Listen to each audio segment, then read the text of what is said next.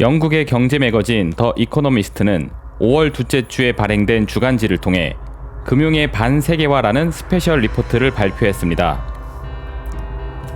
본 리포트에는 세계 각국의 무역 교류가 활발해지며 경제 성장을 이룩했었던 지난 30여 년간의 역사와는 달리 최근 몇 년 사이 세계 경제는 자국 우선주의식 고립 정책을 시행하며 반세계화 전략을 구사하고 있다는 내용이 주를 이루고 있습니다. 그리고 이와 같은 국제 질서 전개는 결국 또다시 인플레이션을 자극해 전 세계적으로 고금리가 장기화될 수 있는 위험을 크게 내포하고 있습니다. 그래서 저는 오늘 방송을 통해 세계 금융 질서가 어떻게 재편되고 있는지의 전체적 흐름을 살피면서 이를 근거로 앞으로의 시황이 어떻게 전개될 건지에 대한 전망을 보여드리고자 합니다. 가장 최신판의 더 이코노미스트 스페셜 리포트를 손쉽게 접하면서 HTS방 너머의 진짜 세상을 통해 시황을 읽어볼 수 있는 좋은 계기가 될 테니 오늘도 리더의 스탁마켓 나우 끝까지 함께 하시길 바라겠습니다.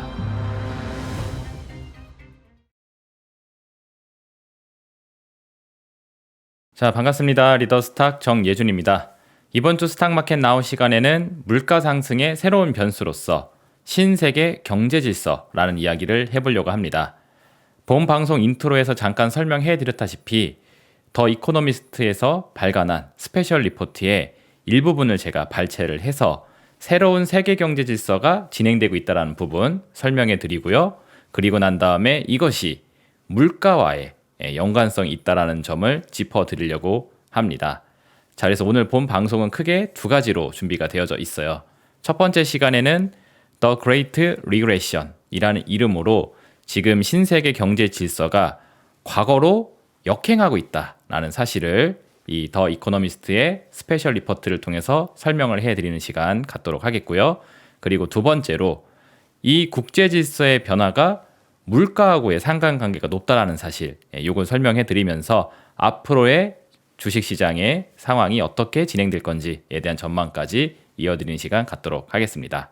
자, 그럼 가장 먼저 더 이코노미스트의 스페셜 리포트 살펴보면서 가도록 할 테니까요. 1부로 넘어가 보도록 하겠습니다.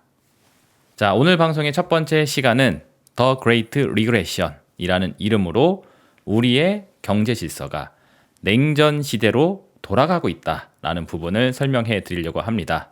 본 내용은 더 이코노미스트에 나온 부분인데 본문을 보면서 바로 설명을 이어가 보도록 할게요. 자, 여러분이 보고 계시는 왼쪽 화면이 이코노미스트 매거진에 실린 사파 되겠습니다. 그래서 The World's Economic Order is Breaking Down. 경제적 질서가 무너지고 있다 하면서 세계 지도가 이렇게 무너지는 이런 좀 살벌한 사파를 집어넣게 됐는데 이 내용을 설명하기 위해서 서두에 냉전 시대의 이야기가 나오게 돼요. 네, 그 부분을 좀 바로 읽어봐 드리도록 할게요. 맥도날드의 주요 임원으로 있었던 조지 코혼이라는 사람이 1970년대에 소련에다가 맥도날드 푸드 체인을 건설하기 위해서 어떠한 수고를 했었었는지에 대한 부분이 이렇게 좀 서두에 설명이 나오게 됩니다. 그래서 소련이란 나라는 여러분들도 뭐 잘 아시다시피 사회주의, 공산당 이념을 갖고 있는 나라이기 때문에 특히나 엄격한 규제가 있게 되죠. 국부가 유출되는 거에 대해서 굉장히 민감하게 생각합니다. 그래서 맥도날드라는 미국 회사가 소련에 들어오게 되면서 소련에서 발생되는 수익분을 미국의 회사가 빼갈 수가 있잖아요. 그런 부분들이 상당히 불편하기 때문에 이 맥도날드의 지사 하나를 소비에트 유니언에다 짓는데 엄청난 고초를 겪었다라는 부분들이 막 나오고요. 그리고 여기 보시면은 이거는 뭐 햄버거다, 이거는 프렌치 프라이다 라고 일일이 설명을 하면서 막 조사받고 끌려다녔다라는 이야기들이 나오게 됩니다. 그래서 심지어 계약서 한 장을 쓰고 그리고 뭐 번역된 문서를 제공하고 하는 데 있어서 호텔방에서 17일 동안 기다리고 했었다라는 부분들이 이 사람의 뭐 회고록에 이렇게 적혀 있다고 하는 문구가 이렇게 사전에 나오게 되면서 이 기사 내용이 시작을 하게 돼요. 그래서 굳이 냉전 당시 시대에 무역 체제가 얼마나 까다로웠었는지에 대한 설명을 얘기를 합니다. 그래서 이 부분을 조금 간단하게 정리를 하면은 여기 냉전 시대 때 국부의 유출이 방지되는 것을 막기 위해서 이 관세라는 부분이 처음 시작하게 됐다는 배경을 이렇게 시작을 하게 돼요. 그리고 나서 요 뒤에는 잘려 있는 부분인데 요 뒤에 내용이 어떤 거냐면은 냉전이 이제 종식이 되고 난 이후에 소련이 붕괴되고 이제 뭐 90년대로 넘어가고 하면서부터는 관세를 이제 철폐를 해서 각 나라들이 글로벌 무역 통합 체제를 갖기 시작을 했다라는 부분이 나오게 됩니다. 냉전 체제에서는 그 산업 스파이 이런 것도 조심해야 되고 그리고 국부가 해외로 유출되는 거에 대한 부분도 민감하기 때문에 무역 장벽을 세우면서 살았다가 냉전이 종식되면서 이 장벽이 내려가게 되고 그러면서 관세를 철폐하고 세계 무역 교류가 글로벌하게 통합이 되어 가기 시작을 했다라는 거죠. 그 대표적인 사례가 바로 이 가트라는 협정 체제, 관세를 부과하는 협정 체제가 지금은 WTO라는 이름으로 바뀌어서 국제기구가 진행이 되고 있죠. 그래서 WTO는 웬만하면은 싸우지 말고 친하게 지내면서 관세를 없애고 프리 트레이딩을 해라 라는 관점으로 각 나라를 연결시켜주는 그런 기구로서 역할을 하고 있죠. 그래서 이런 시대를 변해왔다라는 것이 냉전 이후 최근까지의 시간이었다라는 부분이 제시가 됩니다. 자, 그런데 이제 문제는 이 이후서부터의 상황이죠. 자, 이래 왔었던 과거가 있었었는데 그 다음으로 이어지는 내용이 바로 이겁니다. 최근 몇 년간 크로스 보더 트레이드, 그러니까 해외에 트레이드 교역을 하거나 그리고 인베스트먼트 투자를 하는 데 있어서 그 규모가 점점 작아지기 시작을 했다. 그러니까 성장이 멈추기 시작을 했다라고 이렇게 표현을 하게 됩니다. 그러면서 여기 차트 하나, 두 개를 설명을 해놔요. 그래서 위에 있는 차트부터 설명을 간단하게 해드리면은 GDP 대비 수출에 대한 규모입니다. 그래서 세계, 더 월드죠. 전 세계에서 각 나라들이 벌어들이는 수입분이 있을 텐데 그걸 GDP라고 산정하고 그 중에서 수출이 차지하고 있는 비중이 어느 정도 되는지 그래프로 표시해보자 라고 해서 1970년 이후서부터 현재까지 이렇게 그림을 그려놨어요. 그래서 여기서 이런 식으로 상승하는 모습들이 확인이 되게 되죠. 자, 근데 2000년 이제 중반, 후반으로 넘어가게 되면서 그러니까 2008년, 2009년 이때로 넘어가면서부터는 이 그래프가 더 이상 상승하지 못하고 이렇게 플랫하게 진행되는 모습이 확인이 됩니다. 그래서 GDP의 성장률만큼 수출에 대한 규모가 같이 증가하는 게 아니라 일정 수준에서 지금 멈춰 있다라는 거죠. 그리고 밑에 있는 그래프를 보시면 이거는 캐피탈 플로우라고 되어 있어가지고 자본의 흐름입니다. 그래서 국제적으로 자본이 마음대로 넘나들 수 있는 시장이다 하면은 이 규모가 올라가겠죠. 그래서 직접적인 투자를 하는 다이렉트 부분 그리고 포트폴리오에 대한 부분은 이제 펀딩하는 방식으로 얼마만큼의 자금이 간접적으로 들어가는지에 대한 규모인데 이 다이렉트 그리고 포트폴리오 이 두 가지 수치가 1970년에서부터 또 2000년 후반까지는 쭉 올라가는 그래프가 나오게 되는데 이 이후가 되면서부터는 정체를 하기 시작을 했고 특히나 최근 코로나 팬데믹을 경험한 이후 약 3년간의 추이를 보게 되면은 이 그래프가 훅 떨어져 있는 모습을 확인해 볼 수가 있어요. 그래서 이 자본의 교류 같은 경우에도 예전만큼 활발하지가 못하다, 떨어져 있다라는 부분이 나오고 있습니다. 여기 밑줄 친 부분을 보시게 되면은 여기 Punitive Economic Measures라는 부분이 나오게 됩니다. 그래서 뭔가 처벌을 가하는 그런 경제적인 제재, 그런 장치들, 이런 부분들이 다양한 산업 속에서 이제 나오게 됐다라는 거.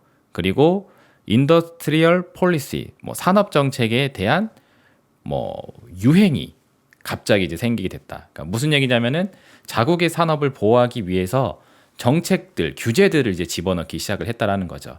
그리고 요 뒤쪽에 나오는 게 국제 기구들에 대한 디케이, 쇠퇴 이런 이야기를 하게 되면서 국제 기구들이 지 역할을 하지 않고 쇠퇴하고 있다라는 부분, 이런 것까지 설명을 하면서 왜 이러한 현상이 나오게 됐는지를 설명을 합니다.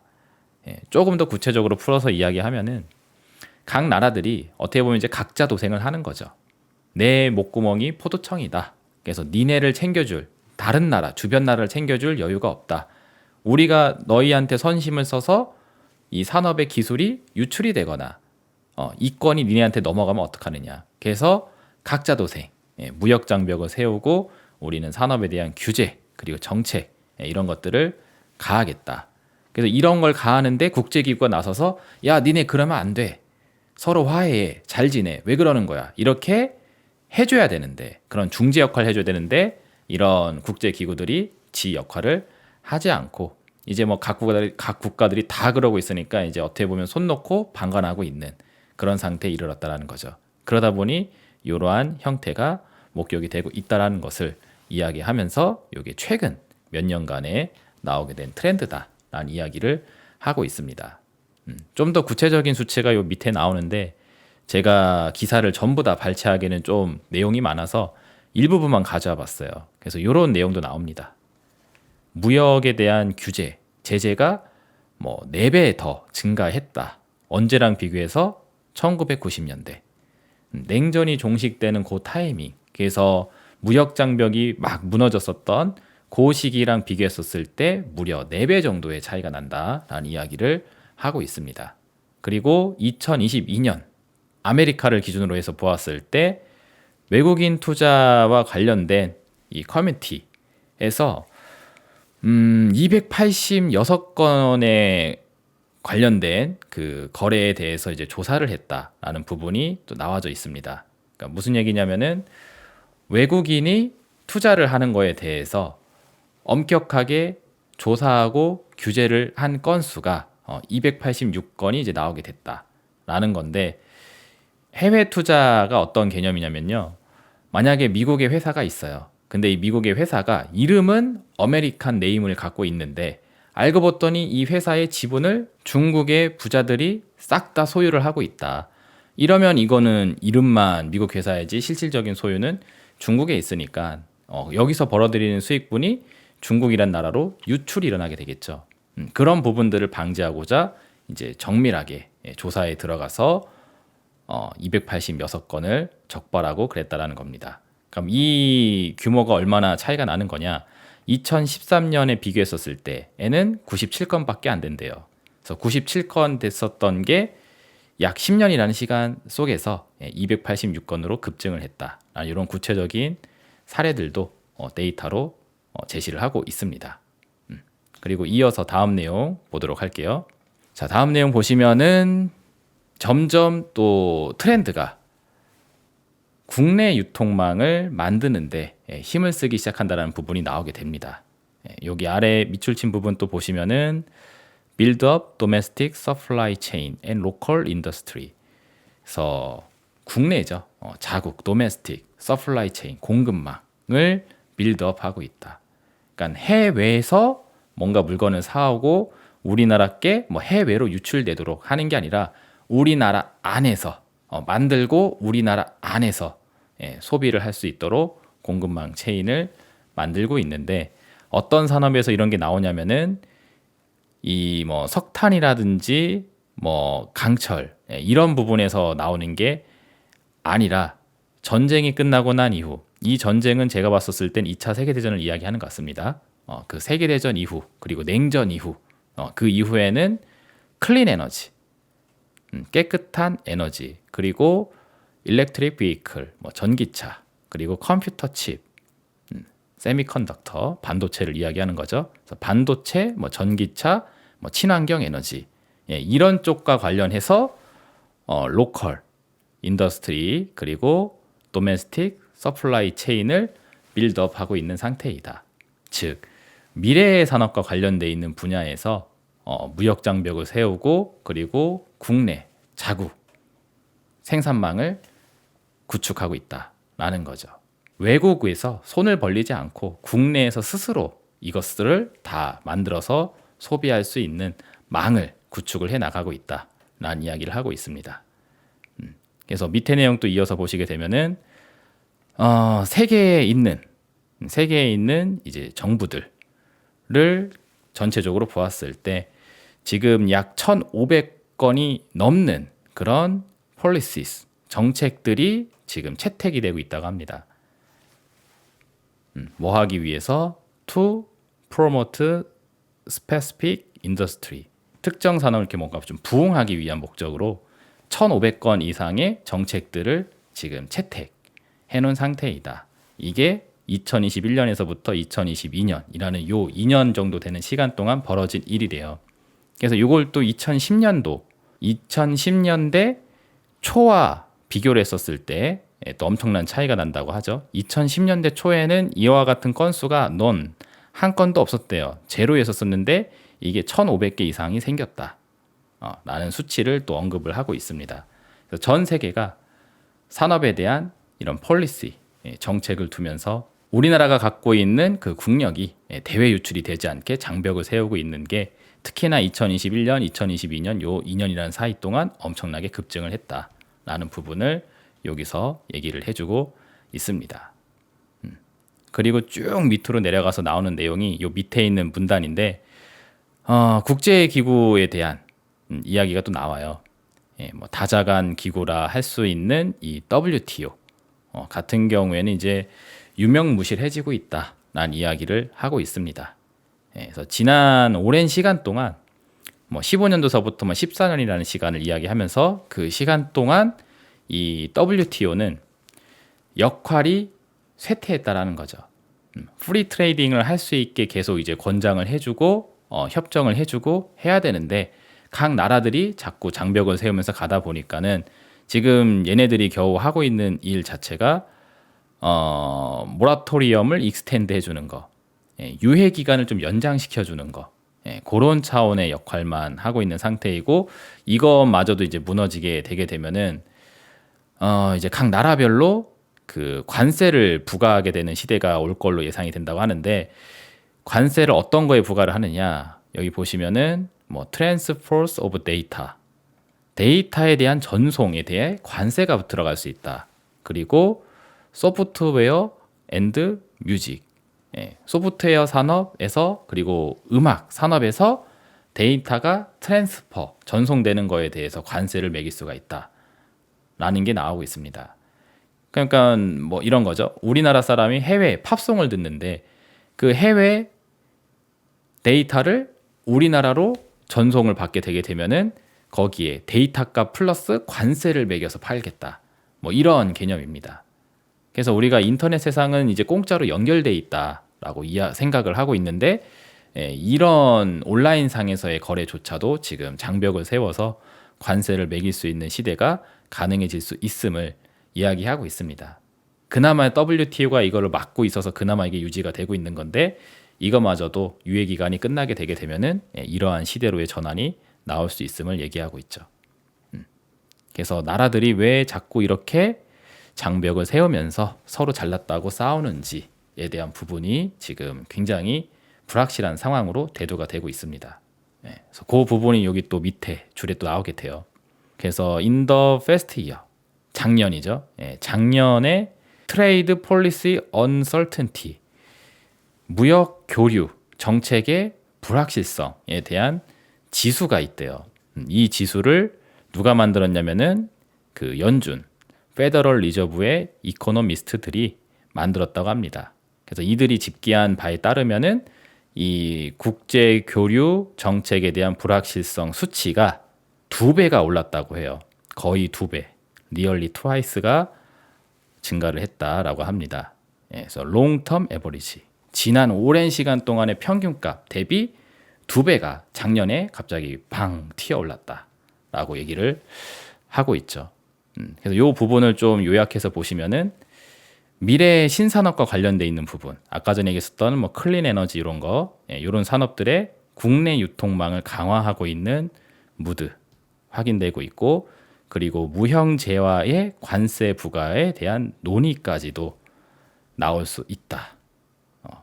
라는 거. 그래서 점점 높아지는 무역 정책에 대한 불확실성, 트레이드 폴리시에 대한 언설턴티가 2배 증가하고 있는 상황이 있다. 있다라는 부분이 이어서 이렇게 또 나오게 됩니다. 계속 이어서 또 가보도록 할게요. 자, 다음 장 보시면은 그러니까 이러한 현상이 지금 일반 재화에서만 진행되는 게 아니라 좀 고차원적인 상품에서도 나오고 있다는 거죠. 아까 전에 보셨던 뭐 소프트웨어, 뮤직 이런 데서도 나오고 있는 것처럼. 그래서 여기 이어서 보시면은 글로벌 트레이드에 대한 그 상품에 대한 교역 이런 것뿐만이 아니라 지금 서비스 사업에 대해서도 영향을 받고 있는 상태이다. 그래서 이러한 무드가 전 산업에 전체적으로 영향을 받으면서 일어나고 있다는 사실 이야기를 하고 있어요. 그리고 바로 밑에 또 보시면은 companies, 그러니까 기업들이 retrenching, 우리말로 치면 약간 이제 뭐 긴축하고 있다. 이걸 뭔가 이렇게 쪼이고 있다. 자금을 확장시키는 게 아니라 자금을 이렇게 축소시키면서 외형을 쪼그라뜨리는 긴축 정책을 지금 각 기업들이 하고 있다. 뭐 하기 위해서? To avoid geopolitical rift in particular. geopolitical, 지정학적인 부분. 지정학적인 부분에 대한 뭔가 이렇게 균열들이 개별적으로 지금 발생되고 있는 것이 목격이 되다 보니까 이를 피하기 위해서 회사들이 적극적으로 사업을 확장해 나가는 게 아니라 긴축의 모드에 들어가져 있는 상태이다 라고 하고 있습니다. 여러분들이 느끼고 계시는 주식시장 분위기는 전혀 이런 분위기가 아니잖아요. 엔비디아 올라가고 뭐 우리나라에서 뭐 SK하이닉스 뭐 20만 닉스 찍고 막 이런 이야기가 나오다 보니까는 지금 전 세계적으로 기업들이 뭔가 확장을 해나가고 있고 성장을 하고 있고 이런 분위기로 느껴질 텐데 사실 빅테크 기술주 소수 몇 개 기업 제외하고 나머지들을 보게 되면은 주가도 뭐 엉망진창이고 그리고 실제로 오늘 내일 하고 있는 그런 기업들이 많습니다.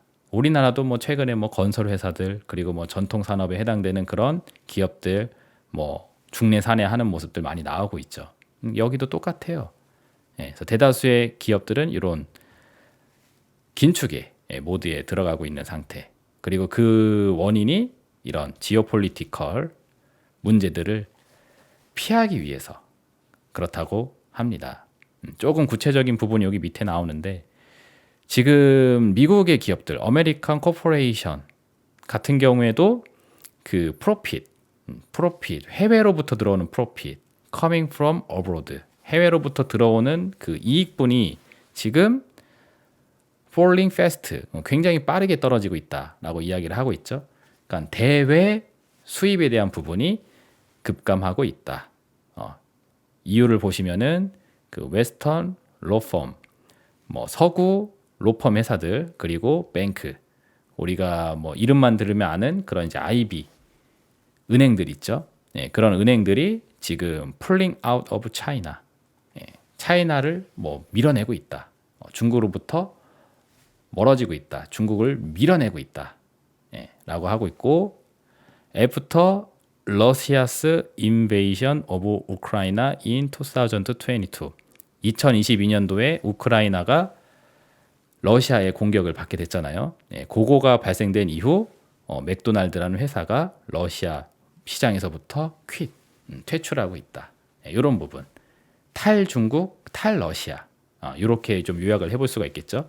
이런 무드 때문에 지금 기업들이 뭐 맥도날드라는 이런 기업들 그리고 이제 뭐 로펌 그리고 은행들 이런 나라들이 중국을 떠나고 러시아를 떠나고 하는 과정에서 대외 수입분이 급격하게 떨어지고 있는 상황. 우리나라도 중국 공장 철수한다고 하면서 현대차 러시아에서 나오고 막 그랬던 적이 있었었죠. 우크라이나 전쟁 나서 러시아로부터 탈러시아한다 하면서 이제 본국으로 돌아오고 했었던 거. 우리나라 반도체 회사들도 중국에 공장이 있던 거 철수하고 하는 그런 모습들. 그 이야기가 요 내용입니다.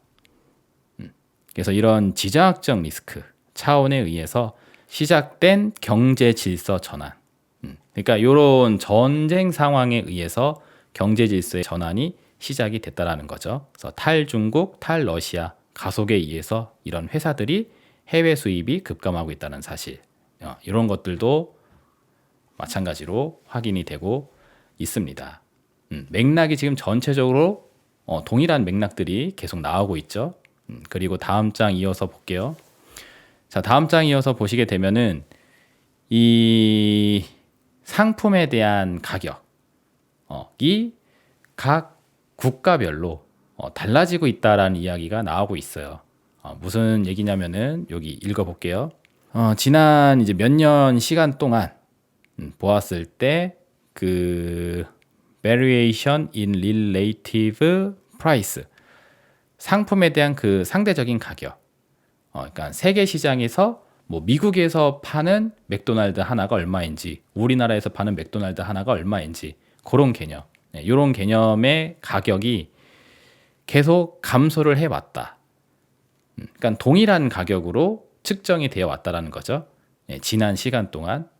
그런데 최근 몇 년 동안에는 요 프로그레스, 이러한 과정, 가격의 차이가 줄어들고 있는 요 프로그레스가 멈추고 있다, 멈춰가고 있다, 이런 이야기를 하고 있습니다. 혹은 심지어 이게 거꾸로 gone into reverse, 반대로 벌어지고 있다 라는 이야기를 하고 있어요.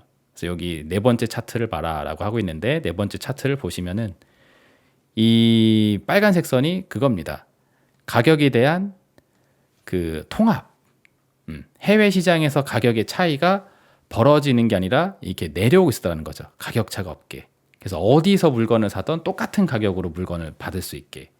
그랬던 무드가 쭉 진행되어 왔었는데 2010년이 지나고 난 이후서부터 현재까지 보시면 이 그래프가 이렇게 살짝 올라가져 있는 모습이 목격이 되고 있습니다.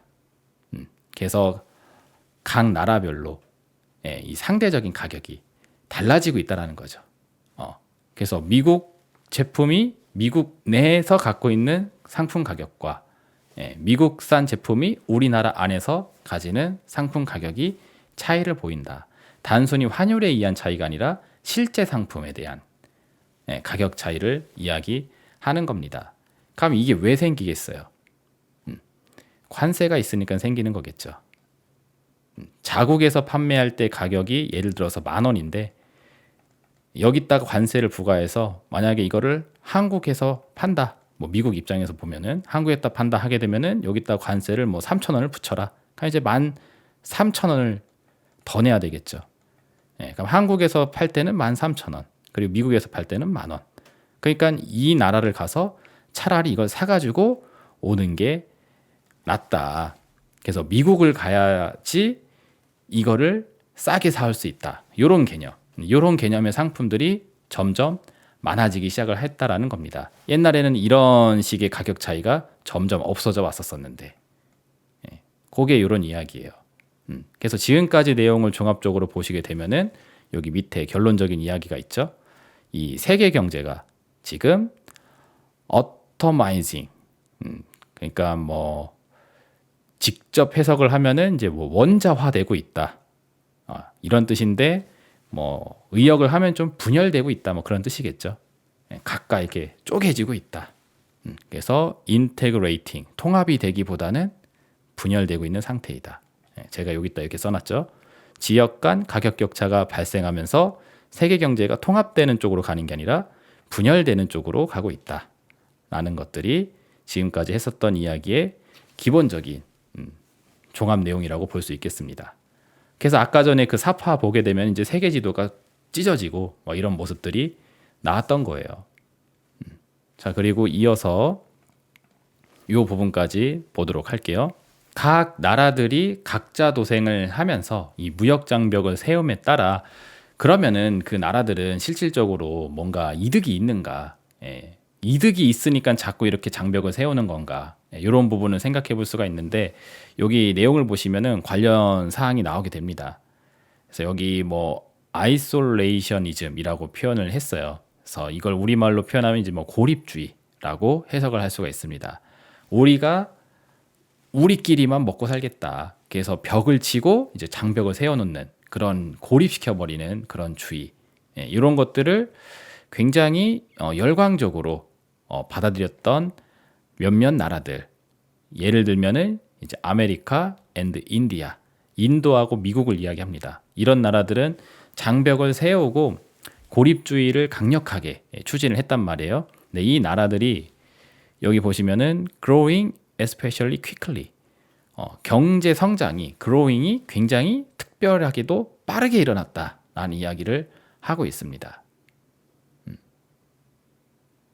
그래서 이런 부분을 따져보았을 때 지금 몇몇 사람들로 하여금 뭔가 이렇게 좀 논쟁거리가 생기고 있는데, 이런 디글로벌라이제이션, 그러니까 우리말로 하면은 이제 탈글로벌화, 탈세계화, 세계를 통합해가는 게 아니라 이렇게 분열시키는 거, 이렇게 분열해 나가는 요 주의가 will actually boost growth, 성장을 이렇게 부스팅 해줄 수 있는 그런 요인이 될 수 있는 거 아니냐라는 그런 논의거리가 지금 생기고 있다라는 얘기를 하고 있습니다.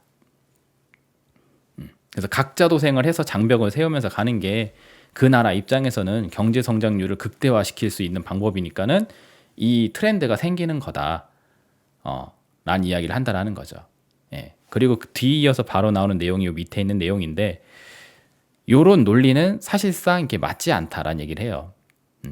improbable하다라고 이야기하면서 골든 에이지, 우리가 그동안에 살았던 그 시대 중에 세계화의 황금 시대, 여기 표현을 보시면은 글로벌라이제이션의 골든 에이지라고 표현하는데, 세계가 통합해 갔었던 그 황금 시대에서 굉장히 전례 없었던 디클라인이 일어났다고 하는데, 어떤 디클라인이냐면은 글로벌 포버티, 글로벌 어떤 이제 가난, 세계적으로 뭔가 빈곤 상태에 있었던 그런 규모를 급격하게 줄여낼 수 있는 그런 시대가 됐다. 그러니까 무역 장벽을 내리면 내릴수록 이 빈곤을 처단할 수 있는 그런 이제 무기가 된다는 거죠. 그래서 장벽을 세워야지 그로스가 올라간다라는 개념은 옳지 않다라고 이야기를 하면서 아래 사례를 이야기하게 되는데, 특히나 이제 중국 같은 나라에서 이렇게 빈곤으로 인해서 힘들어하는 사람들의 숫자가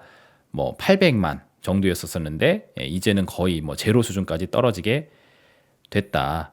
그리고 개발도상국, 이 디벨로핑 컨트리가 굉장히 성장을 빠르게 하게 되면서 선진국을 따라잡기 시작을 하게 되었다. 그래서 장벽이 떨어지면 떨어질수록 빈곤층이 사라지고, 그리고 부의 재분배가 일어나면서 저개발도상국이 선진국으로 빨리 끌어올 수 있게 된다는 거죠. 자, 근데 이걸 거꾸로 생각하면 어때요? 그럼 거꾸로 무역 장벽이 올라간다는 뜻은 뭡니까? 빈곤층이 생기기가 쉬워지고 저개발도상국이 선진국 반열로 끌어올라올 수 없게 벽을 세우는 개념이라고도 볼 수 있겠죠. 그래서 장벽은 내려가면 내려갈수록 세계적인 평화 무드에서는 좋은 환경이라 할 수 있는데, 장벽이 세워지면 세워질수록 이걸 역행하는 개념이 되는 거죠. 그래서 요 더 이코노미스트에 기고된 요 기사가 제목이 The Great Regression 이라는 이름으로 잡혀져 있는 겁니다. 퇴보하고 있다라는 거죠. 그래서 여기 밑에 내용 보시게 되면은 Moving away from global integration, 세계적으로 이렇게 통합하는 것으로부터 멀어지려고 하는, moving away 하려고 하는 그 움직임이 지금 present a massive risk to the world's poor, 세계적으로 가난에 해당되는, 그러니까 저개발도상국의 가난에 강력한 리스크를 지금 표현해주고 있다. 이런 이야기를 하고 있습니다. 개발도상국 쪽에 해당되는 좀 빈곤층 같은 경우에는 더 극심한 빈곤 상태에 이르게 되고 선진국 반열로 올라오지 못하게 막아버리는 효과를 낸다라는 겁니다. 요걸 또 다시 정리를 하면은 여기 여기 오른쪽 화면을 보시면 되겠습니다.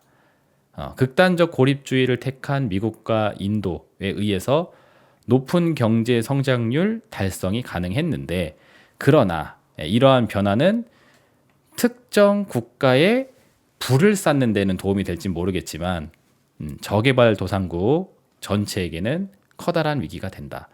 어떻게 보면 여기서 발생시킬 수 있는 이득분을 이쪽에서 흡수하는 개념이라고도 볼 수 있죠. 여기서 또 이제 착각하지 말아야 되는 게, 인도 같은 나라도 개발도상국이지 않느냐. 근데 이런 나라가 장벽을 세우면서 잘 살게 됐다고 하는데, 이거는 이제 좀 논리가 안 맞지 않느냐라고 볼 수 있어요. 근데 인도 같은 나라가 갑자기 왜 부가 올라가게 됐는지에 대한 배경을 잘 생각해 보게 되면은 중국의 일거리를 많이 뺏어왔기 때문에 그렇습니다. 미중 무역 전쟁하고 서로 장벽 세우고 하는 과정 중에 중국의 제조 산업의 그 캐파를 인도 쪽으로 많이 넘어오고 있어요. 그러니까 인도의 경제 성장률이 올라가게 된 겁니다.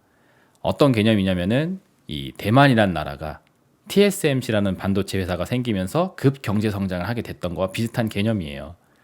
중국 주변에 있잖아요. 인도도 중국 주변에 있고 대만도 중국 주변에 있죠. 그래서 중국이란 나라를 힘을 빼기 위해 그 주변 국가들을 사이즈를 키워가지고 친미 반중 정서를 만들어 버리면은 그러면은 인도라는 나라에 의해서 중국하고의 뭔가 벽이 생기고 대만이란 나라를 키워서 대만과 중국 간에 장벽이 생기면은 이 두 나라를 방패막이로 삼아서 중국이 대외적으로 활동할 수 없게 막아버리면, 즉 힘을 빼버리면 되겠죠.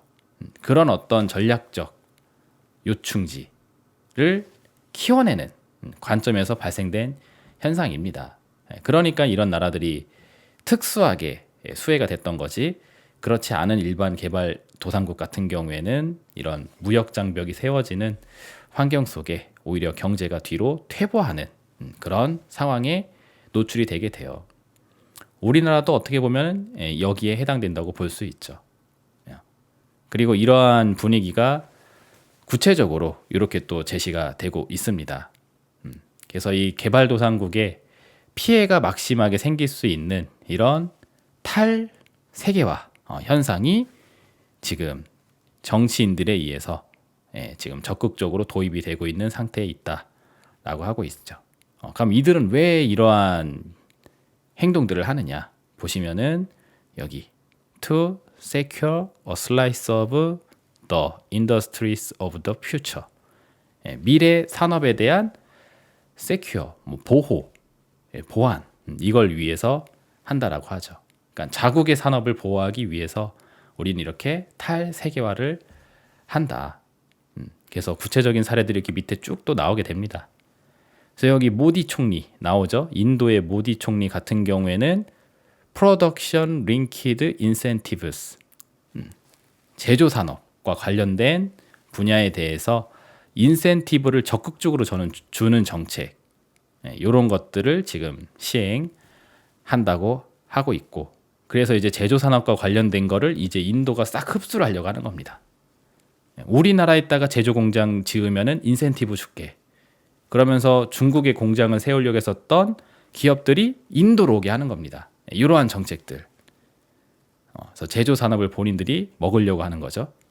그리고 중국 같은 나라는 특히나 클린 에너지, 친환경 에너지, 태양광 이런 거 있죠. 그리고 일렉트릭 비클, 전기차, 이런 분야에 있어서 산업 경쟁력을 갖기 위해 각종 정책들, 이런 것들을 피고 있다라고 얘기하고 있고, 도널드 트럼프 이야기가 나오는데 이 사람이 어쩌면은 아메리카의 이제 대통령이 될 수 있다, 11월에. 그래서 11월에 대통령이 될 수도 있는 이 도널드 트럼프가 말하기로는 지금 60%의 타리프, 관세를 중국 상품에다가 부과할 것이라는 이야기도 하고 있다라고 합니다. 그래서 모든 중국산 제품에서 60%의 관세를 추가적으로 이제 매겨버리게 되면은 중국산 제품에 대한 가격이 엄청 또 상승을 하게 되겠죠. 그러한 정책을 지금 미국 쪽에서 나오고 있고, 그리고 이 트럼프 이 양반은 추가적으로 이 WTO를 탈퇴하겠다라는 것도 지금 제시를 하고 있습니다. 옛날서부터 했었던 이야기인데 이 오래된 이야기를 이번에 다시 리바이브 할 수 있다라고 하고 있죠. 대통령이 되면 저 이야기를 또 이야기할 수 있다. 그래서 Make America Great Again 하기 위해서 쓸 수 있는 모든 수단을 하기 위해 이제 무역 장벽을 세우고 보호무역주의로 들어가겠다. 그래서 우리는 여기서 잘 살 거다. 개발도상국 떨어지는 거 그거는 나 모르겠다. 알아서 해라. 이런 식으로 갈 수 있는 사람이 대통령 후보자로서 지금 지지율이 높은 상태이죠. 그러면 이제 트럼프가 아닌 조 바이든이 되면 상황이 달라지느냐? 그건 또 아니죠. 조 바이든 같은 경우에도 다르지 않습니다. 똑같아요. 최근에 또 전기차, 중국산 전기차에 대해서 25%의 관세율을 100%로 올리겠다라는 발언도 했었었죠. 그래서 미국의 입장은 트럼프나 바이든이나 일단은 보호무역주의를 하겠다라는 관점은 동일합니다.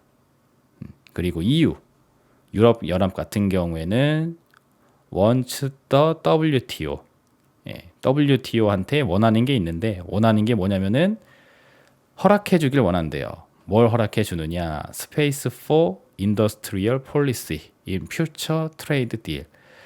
앞으로 하게 될 미래의 그 교역에 대해서는 이 산업 정책을 필 수 있는 공간을 허락해 달라. 그러니까 자국의 산업을 보호하기 위해서 산업 정책을 해야 될 것 같으니 이 부분에 대해서 WTO가 도와줘라. 이런 요청을 하고 있다는 거죠. 그래서 WTO의 과거의 역할은 관세를 없애고 니네들끼리 친하게 지내 라는 쪽이었었는데 이제는 WTO한테 나 쟤 싫어, 마음에 안 들어, 관세 부과하고 정책 부과할 거야, 그거 허락해줘, 이렇게 요구를 하고 있다라는 이야기를 하고 있습니다. 그래서 지금 밑에 보시면 여기 또 웨스트, 서방 세계랑 차이나, 서방 세계와 중국 간의 이코노믹 워페어, 경제적 전쟁이라는 표현이 나오고 있죠. 그래서 뭐 미중 무역 전쟁이 과거에 한참 진행이 됐었다가 뭐 종료된 것처럼 이제 시간이 지나 버렸는데 어떻게 보면은 지금 미중 무역 전쟁은 아직까지도 진행 중인 상황이라고 볼 수 있겠고, 트럼프라는 사람이 대통령이 된다라면은 이 과거에 있었던 그 보호무역주의가 또다시 수위 높게 진행될 수도 있습니다. 그리고 중요한 건 이제 여기 맨 마지막에 있는 문구이죠. 그래서 이런 전쟁의 분위기에 가속이 계속 될 때마다 지금 국제기구의 힘은 점점 빠지고, 그리고 각 국가들이 서로 장벽을 세우면서 보호무역주의를 하는 태세로 들어가게 될 텐데, 그런 디글로벌라이제이션, 요것의 페이스가 계속 진행됨에 따라 it's true, 이것은 사실이 될 거다. 뭐가 사실이 될 거냐면은 cost, 비용이죠. 비용이 likely to become clear, 비용이 명백해지는 상황이 될 거다. 명백해진다라는 것은 이제 올라간다는 거죠. 비용 증가가 일어나게 되는 상황이 명백해지게 된다. 자, 그럼 여기서 제가 왜 물가 이야기를 하려고 하는지 대충 감이 오시겠죠. 이런 국제 환경의 변화가 뭘 일으킨다? 비용입니다. 비용. 비용의 증가를 일으킬 수 있는 상황이 명확해지게 될 거다라는 부분.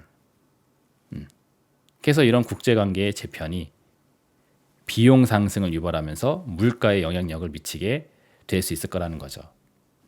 그러면 이제 여기서 생각해 볼 수 있는 게, 지금 우리가 시황을 읽는 데 있어서 금리 인하를 한 해 만에 가지고 지금 엄청 떠들고 있잖아요. 그래서 통화정책 회의가 열릴 때마다 언제 금리 인하를 시행하는 거냐고, 뭐 9월 달이냐, 7월 달이냐, 뭐 11월 달이냐, 올해 있는 거냐, 없는 거냐, 이런 이야기를 하고 있는데, 물가가 안정적인지 높은지에 따라서 결정한다라고 자꾸 얘기하잖아요.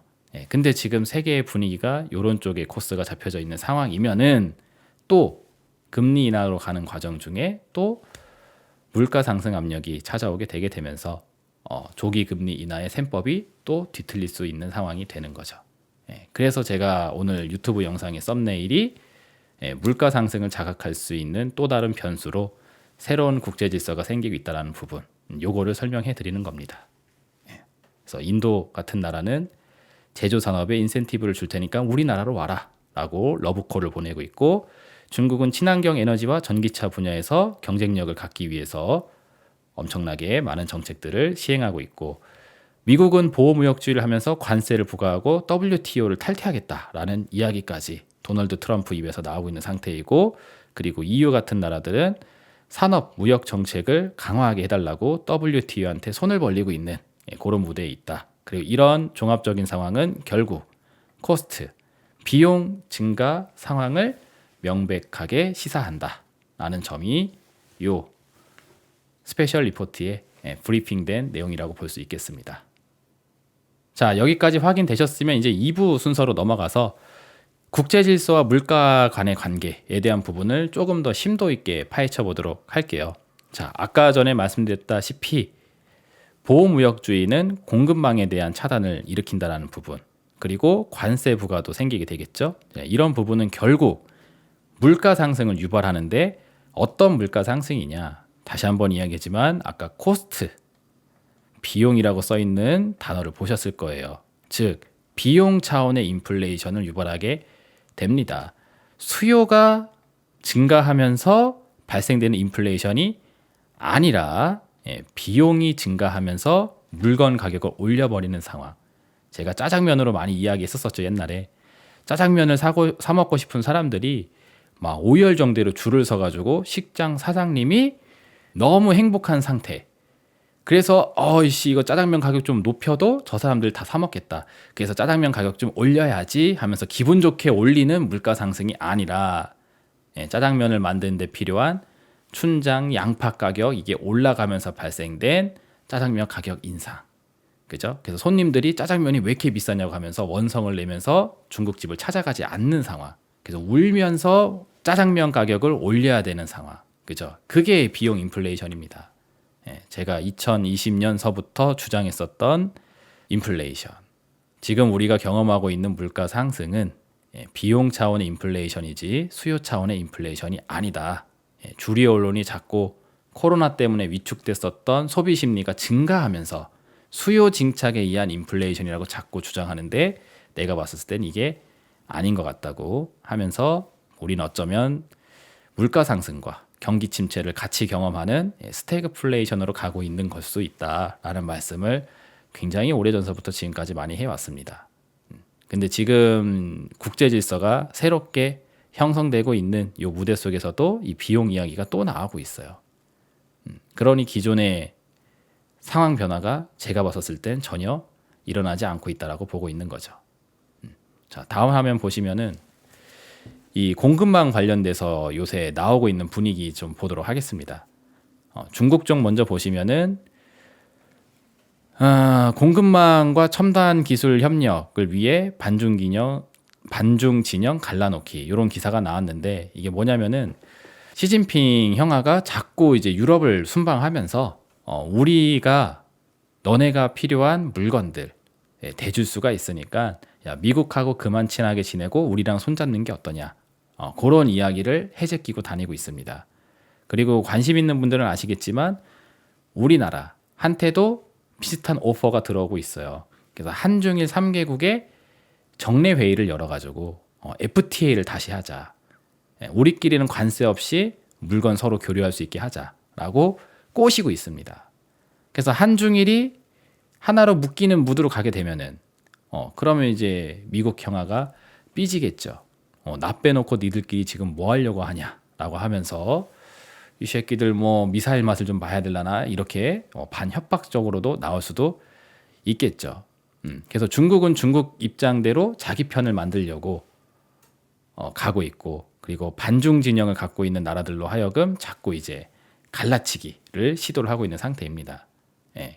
그래서 내가 갖고 있는 중국이 갖고 있는 이런 무기들 뭐 반도체를 만들거나 2차 전지를 만드는 데 필요한 뭐 핵심 자원들 이런 것들을 무기화해서 자신의 진영으로 땡겨가려고 하는 그런 모습을 보이고 있고 그리고 뭐 미국의 엔비디아 같은 회사 같은 경우에는 지금 대만을 방문해가지고 중국하고 대만 간의 지정학적 리스크 여기에 대해서 지금 굉장히 관심을 기울이고 있다라는 게 또 나오고 있습니다. 그래서 만약에 중국하고 대만 간의 관계가 틀어져가지고 전쟁의 무대에 들어가게 되면은 이 대만에 있는 TSMC라는 이 회사가 세계 반도체 공급의 핵심적인 역할을 하고 있는데 얘가 갑자기 생산 중단이 되고 공급 차단이 되게 되면은 이거는 이제 뭐 전 세계로 판매가 돼야 되는 시스템 반도체에 이제 공급 중단이 일어나게 되게 되면서 문제가 생기죠. 즉 서플라이 체인 공급 충격이 생기게 되는 개념이 되게 되는 겁니다. 그래서 이것도 역시 마찬가지. 중국 편 들래 미국 편 들래 했었을 때 어이씨 미국 형아가 너무 눈치 보여서 나 중국 너하고 친하게 지내기 힘들어 해서 미안하지만 손절 딱 하게 되면은 그래 하면서 서플라이 체인 잘라버리겠죠. 그러면은 이런 핵심 자원들을 수급을 받기가 어려워지게 됩니다. 이런 것들도 공급망과 관련돼 있고 이런 반도체 산업도 지금 TSMC에 너무 올인이 되어져 있기 때문에 거기가 잘려버리게 되면은 이제 세계적으로 큰 공급 충격 상황이 연출될 수 있죠. 그리고 요 이야기가 아까 전에 보셨던 그 더 이코노미스트의 그 스페셜 리포트에도 들어가져 있어요. 그 부분만 제가 이렇게 좀 짧게 가져와 봤는데 읽어보시면은 이 주식시장, 스택 마켓 같은 경우에도 would be in free fall. 그러니까 우리말로 표현하면은 이제 자유낙하죠. 스탁 마켓이 자유낙하할 수 있다. 중국하고 대만이 이렇게 전쟁을 하면서 싸우게 되게 되면은 왜냐면은 타이완은 지금 세계에서 가장 선진화된 반도체 칩을 생산하는 나라인데 이들이 생산하는 이 하드웨어는 지금 필수적이다. 전 세계에 있는 기업들에게 그리고 특히나 미국의 테크 자이언트, 빅테크 기업들, 매그니피센트 세븐이라고 불리는 요 빅테크 기술주들 같은 경우에는 더더욱더 큰 위험에 노출될 수 있다라는 이야기를 합니다.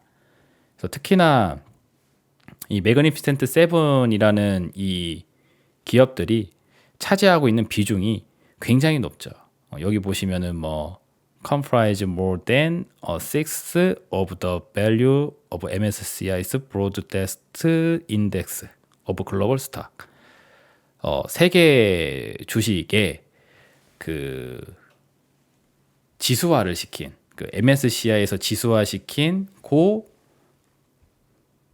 가치 부분을 따졌을 때 지금 뭐 6번째 순위보다 좀 더 높게 구성이 되어져 있다. 그러니까 뭐 쉽게 얘기해서 세계 한 6위 정도의 지분율을 갖고 있다는 거죠. 그 매그니피센트 세븐만 깨지면은 세계 지수의 한 6번째 정도 되는 수치에 해당되는 게 무너지는 거다. 그런 개념입니다. 너무 지금 지나치게 여기에 비중이 높아져 있는 상태예요. 그래서 이런 지정학적 리스크가 이런 회사들의 주가가 작살나면서 스탁 마켓의 폭락을 유도할 수 있다. 그래서 이게 굉장히 연관성이 짙게 되어져 있죠. 제가 그래서 예전서부터 계속 대만 문제 이야기를 계속 하는 겁니다. 남중국해 문제를 계속 언급을 하죠. 남중국해 지역에서의 문제 상황은 곧 빅테크 버블을 무너뜨리게 하는 또 스위치가 될 수 있다는 점.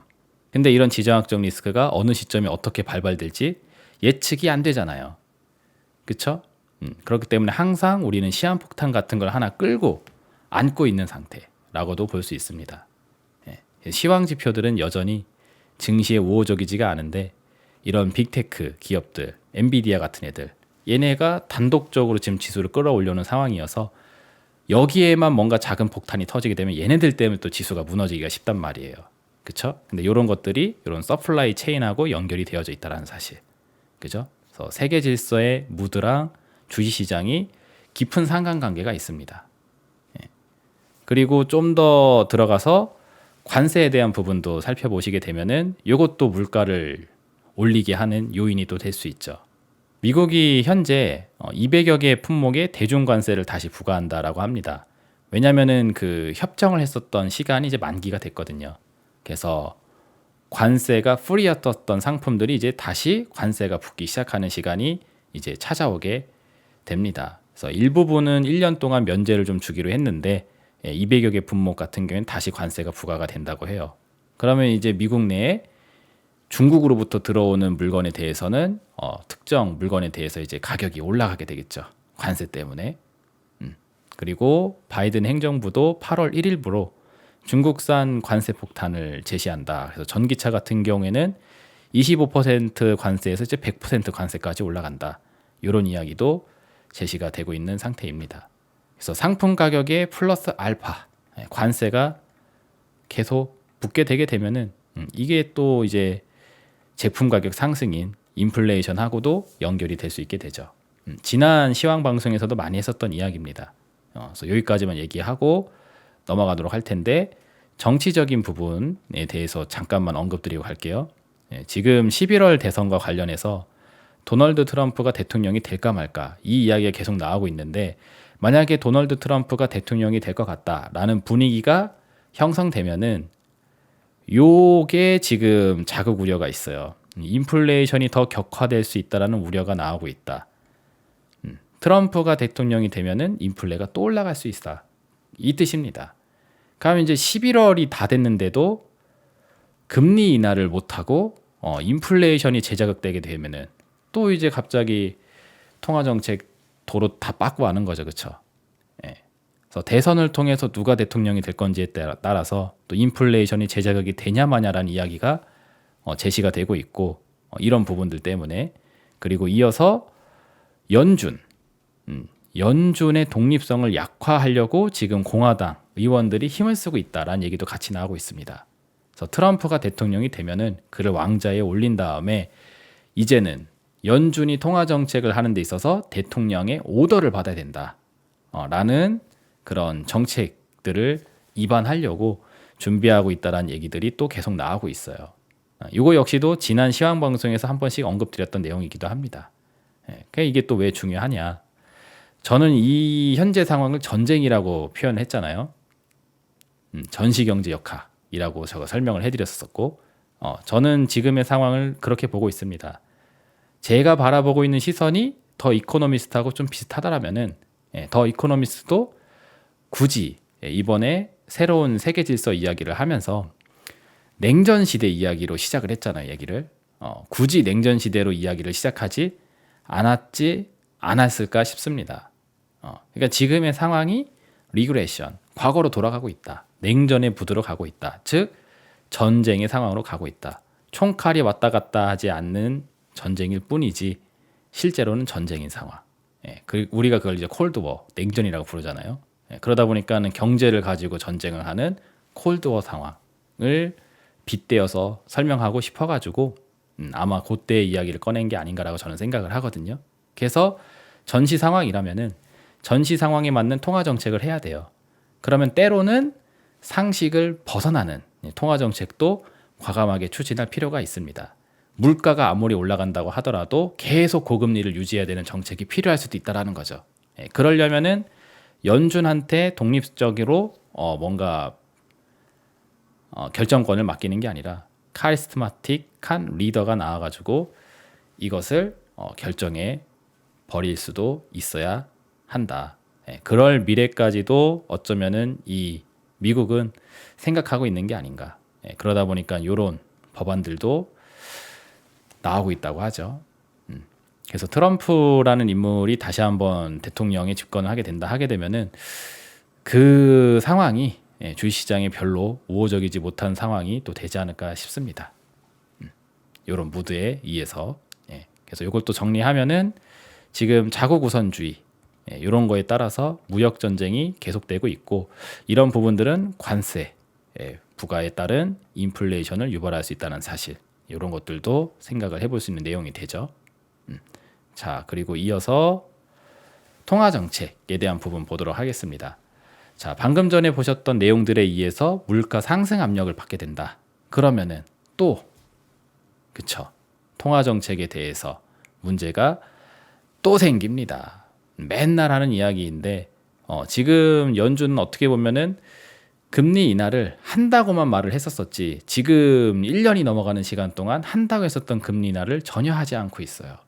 심지어 올해 9월 달쯤 되면은 처음으로 시작할 수 있지 않겠느냐라는 이야기가 지배적으로 나오고 있는데 아직 4개월이라는 시간이 남아 있기에 그 4개월이라는 시간 안에 또 물가 상승이 재자극받는다 하면은 그쵸 9월 금리 인하 시작도 장담을 못 합니다. 그리고 설령 9월 금리 인하를 시작을 한다고 해도 금리 인하를 하자마자 또 물가 상승 압력이 치솟는다. 그래 버리면은 그쵸 한 칸 내려놓고 또 중단. 그러면 그건 금리 인하를 하는 거라고 보기가 힘들죠. 완화 정책이라고 하기가 힘들지. 왜냐하면 여전히 고금리니까.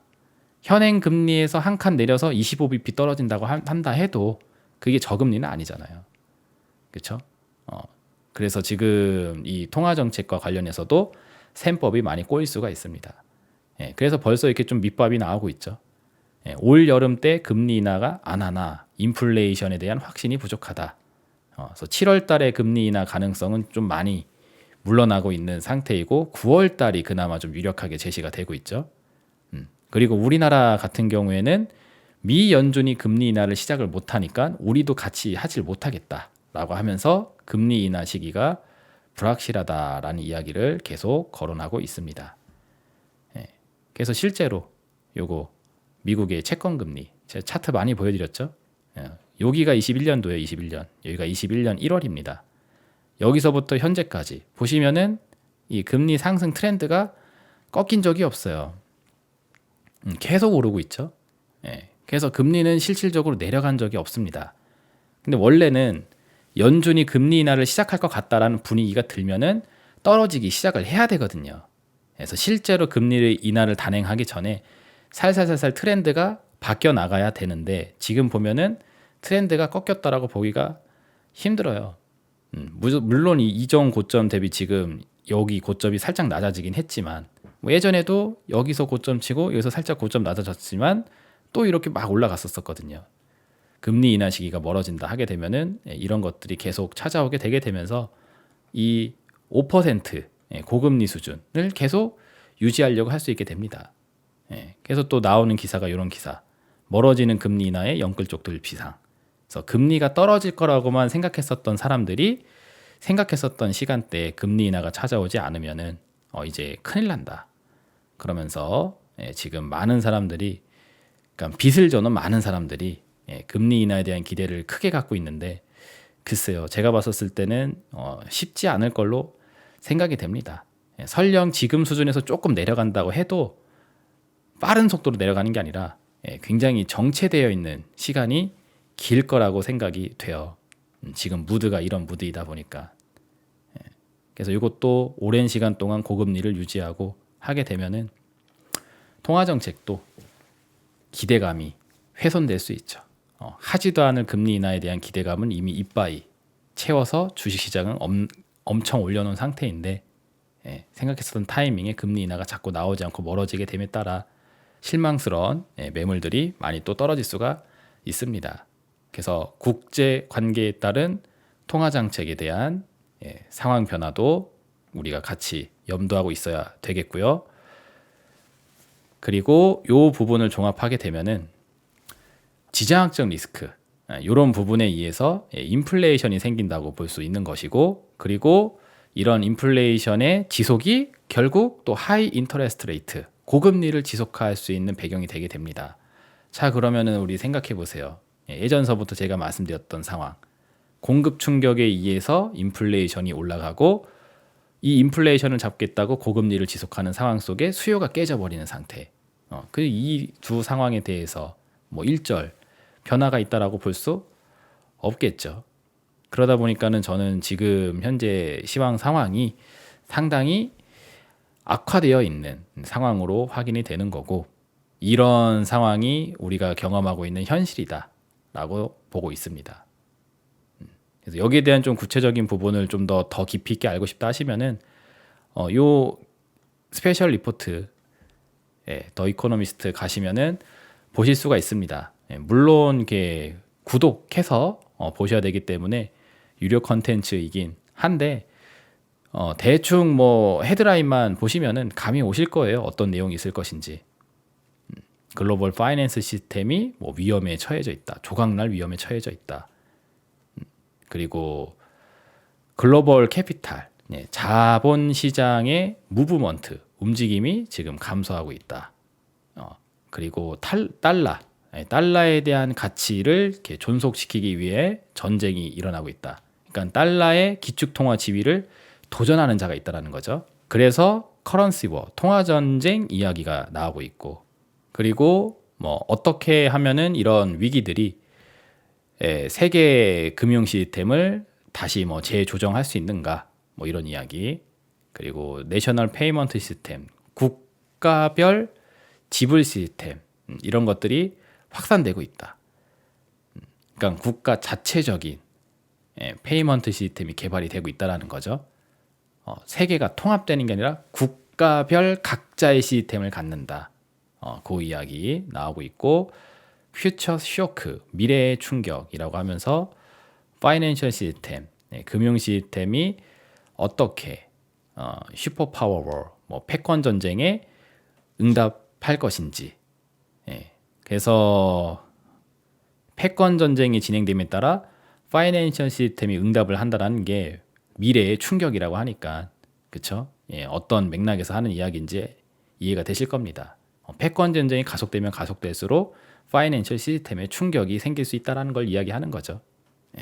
그래서 요 스페셜 리포트 5월 11일자에 발행된 부분 보시면은 나와져 있으니까 뭐 좀 더 깊이 있는 이해에 대한 관심이 있으신 분들은 한번 살펴보시는 것도 좋을 것 같고 헤드라인만 봐도 대충 감이 오겠다 하시는 분들은 이 정도 살펴보시면서 넘어가는 것도 좋을 것 같아요.